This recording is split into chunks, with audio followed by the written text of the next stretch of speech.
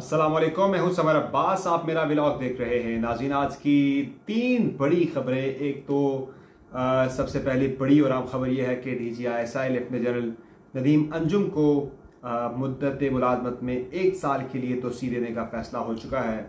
और इस तोसी का फैसला जो है जुमे को एक अहम मुलाकात हुई थी। उस मुलाकात में ये फैसला उसूली तौर पर हुआ था। उसके बाद प्रिंसिपल ये डिसाइड हो चुका है कि नदीम अंजुम साहब को 1 साल की तोसी देनी है बतौर DGI साहब।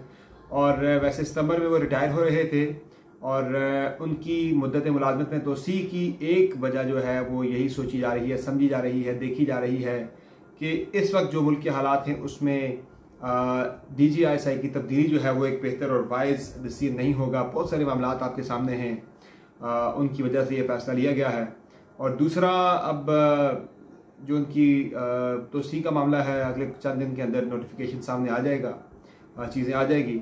और दूसरा नाज़रीन, बड़ी जो आम खबर एक ये भी है कि परवेज़ खटक साहब ने दूसरी तरफ एक सियासी जमात बना दी है, पाकिस्तान तहरीक इंसाफ पार्लियामेंटेरियन, जिसमें अभी तक 57 लोगों का कहा जा रहा है। 57 लोग हैं नहीं, 27 लोग हैं जिन्होंने अभी तक परवेज़ खटक साहब की पार्टी को ज्वाइन किया है।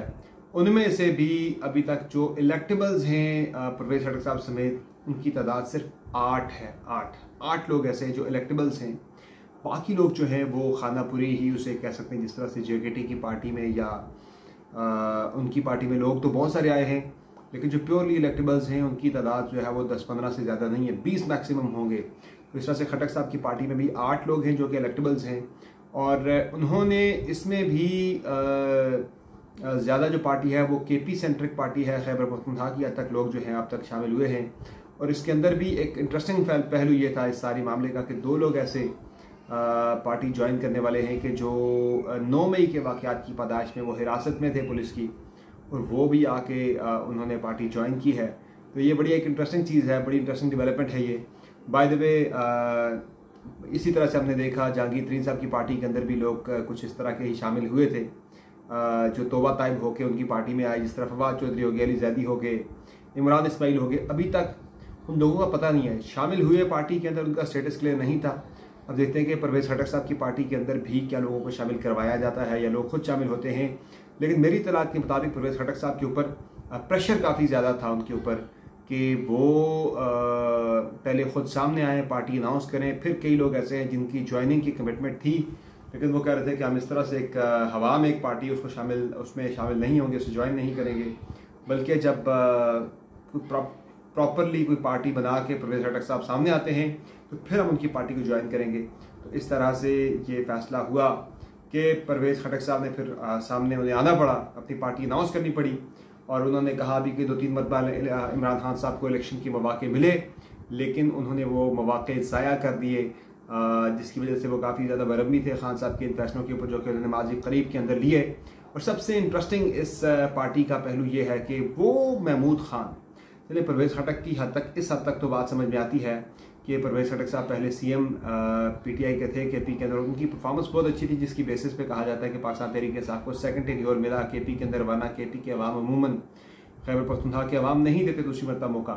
लेकिन जो है दोबारा मौका दिया गया और इसका क्रेडिट दिया जाता है परवेज़ खटक साहब को। लेकिन हुआ ये कि महमूद खान साहब, जो कि जिनका कहीं नामो निशान नहीं था, एक इतने बड़े लीडर नहीं हैं, और उन्हें भी वो इन्हीं उस्मान बुज़ार की तरह ही उनका एक छक्का लगा है। तो वो महमूद खान भी जो प्योरली उनका कोई पोलिटिकल इतने कोई तगड़े सियासतदान नहीं थे, जिस तरह से खटक साहब का एक कदकार था जब उन्होंने पाकिस्तान तहरीक इंसाफ को ज्वाइन किया था।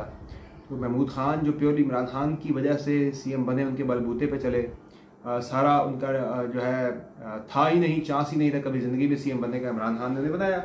तो वो महमूद खान भी परवेज़ खटक की पार्टी में शामिल हो गए हैं, उस शिप पे वो भी सवार हो गए हैं। और इसलिए ये बड़ी हैरानकुन चीज़ है महमूद खान का उनके साथ जाना, जो कि अभी चंद महीने पहले तक इमरान खान के वज़ीर आला थे खैबर पख्तूनख्वा के अंदर, उन्होंने इमरान खान को छोड़ के परवेज़ खटक की पार्टी को ज्वाइन कर लिया है। तो उनका परवेज़ खटक की पार्टी को ज्वाइन करना थोड़ा सा एक हैरानकुन ज़रूर है, PTI के लिए परेशान कुन भी KP के अंदर साबित हो सकता है।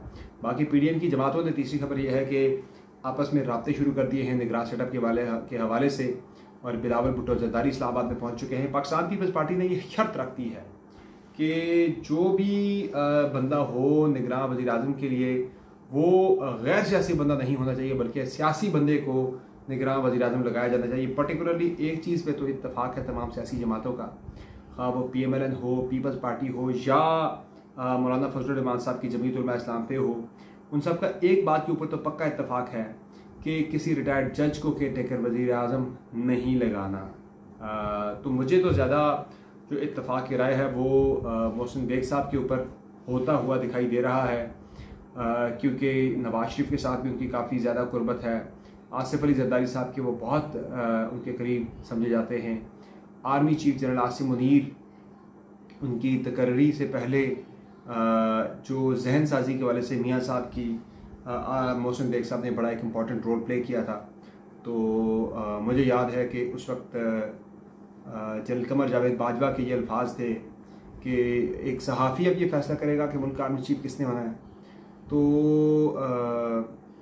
वो तस्वीर भी फिर एक मोहसिन बेग साहब की वायरल हुई थी आसिम मुनीर साहब के साथ जब वो आर्मी चीफ बने थे। तो वो दोनों के दरमियान काफ़ी ज़्यादा जो है वो कंफर्ट जोन और बहुत ज़्यादा एक अच्छे ताल्लुकात, बहुत अच्छे जिसे मैं कहूँगा कि बड़े क्लोज़ ताल्लुकात जो हैं दोनों के आपस में दिखाई दे रहे हैं। तो वो हर पावर सेक्टर जो कि मैटर करता है निगरान वज़ीर-ए-आज़म के तकर्रर के हवाले से, वो उन सब के बहुत करीब हैं। राजा रियाज साहब भी उनकी बहुत ज़्यादा इज़्ज़त करते हैं। वैसे तो राजा रियाज मैटर नहीं करता, चूँकि वो ख़ुद नून लीग के टिकट के ख्वाहिशमंद है। जिस बंदे का नाम शहबाज शरीफ साहब ने ले लेना है, तो राजा रियाज साहब की ज़रूरत नहीं है वो उसे अपोज़ कर सकें या किसी बंदे का नाम खुद से प्रपोज़ कर सकें। तो अभी तक तो मोहसिन बेग का ही लग रहा है। बाकी मैंने आपको पिछली खबर दी थी कि कमरान टिसोरी और फैसल वाडा भी अपनी लॉबिंग कर रहे हैं, उनके नाम भी चल रहे हैं निगरान वज़ीर-ए-आज़म के लिए। वो भी काफ़ी ज़्यादा एक्टिव हैं।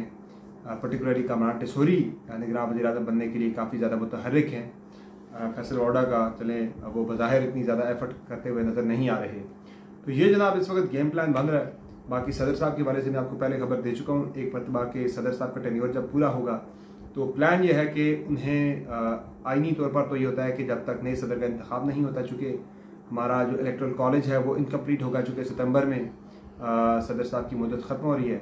तो इलेक्टोरल कॉलेज इनकम्प्लीट होने की वजह से जब तक असम्बलियाँ वजूद में नहीं आती, मार्ज वजूद में दोबारा से इलेक्ट होने के बाद नहीं मुकम्मल होती, तो तब तक नए सदर का इंतखाब हो नहीं सकता। तो नए सदर के इंतखाब तक जो सदर टेन्योर जब उसका ख़त्म होता है उसके बाद वो कंटिन्यू करता है।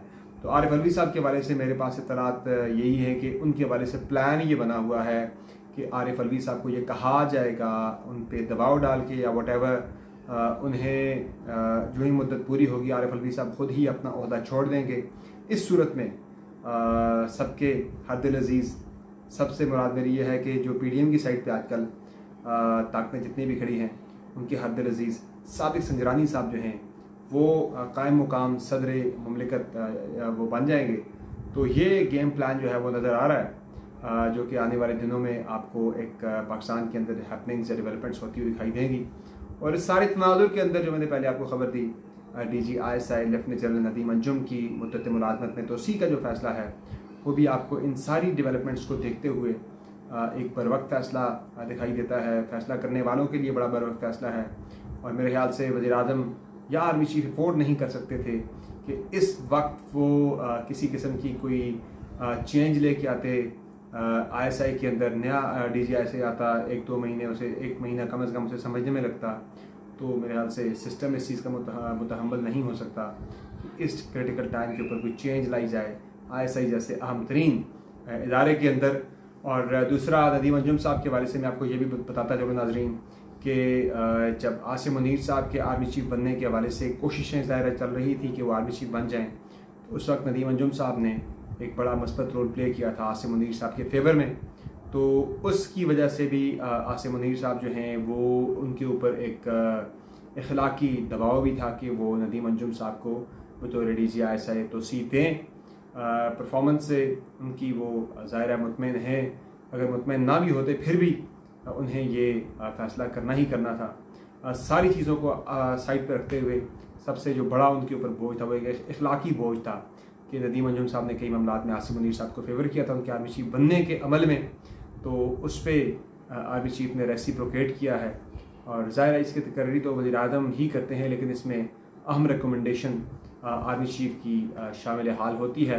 तो आर्मी चीफ की रिकमेंडेशन पर ही ये फ़ैसला हुआ है कि नदीम अंजुम साहब को 1 साल की मुद्दत मुलाजमत में तोसी दे दी जाए। ये जनाब सारी खबर थी जो कि आपके साथ शेयर करनी थी। अभी तक ये खबर किसी के पास कोई और कंफर्म नहीं कर रहा, लेकिन मैं आपको ये खबर कंफर्म कर रहा हूँ जो मेरे ज़राए से मेरे तक पहुँची है। बाकी इंशाअल्लाह आपको अपडेट रखेंगे। मुझे दीजिए इजाज़त, खुदा हाफ़िज़।